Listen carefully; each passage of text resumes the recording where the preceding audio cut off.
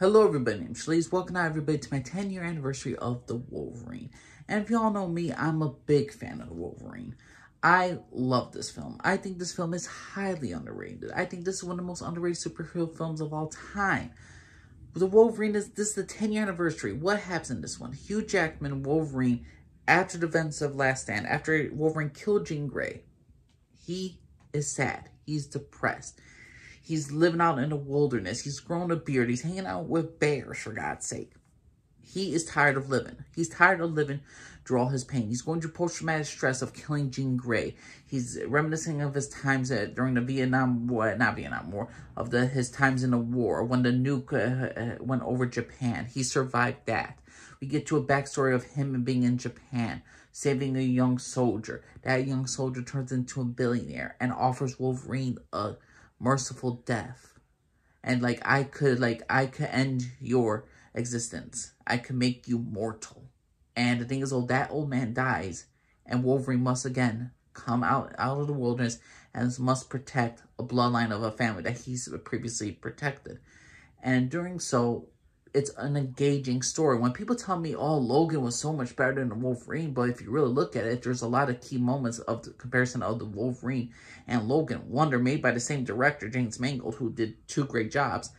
The only problem is, though, the third act of the Wolverine is a typical CGI battle, while the Logan, the final fight scene, was in a more emotional moment. But that doesn't change the fact that the Wolverine is an emotional movie. Wolverine, in both movies, he's going through depression. He doesn't want to be around anymore. He doesn't want to live. In both movies, of both James Mangold films, the Wolverine, what happens? Wolverine falls in love. He meets Mariko, the woman he's protecting right now. He starts to fall for her in a sense. He helps her get past, as she helps him get past his anger, his hurt about what he did to Jean Grey. How he must find a way in order to reconnect with people. Same thing is with Laura, his daughter, and Logan. Laura helps him to become better in a sense. She helps him to have a connection. He has a connection with his daughter, and in doing so, he has a connection to live on, to fight on. And that's the thing with the Wolverine. He is a warrior. He's the lone samurai. He's a Ronin.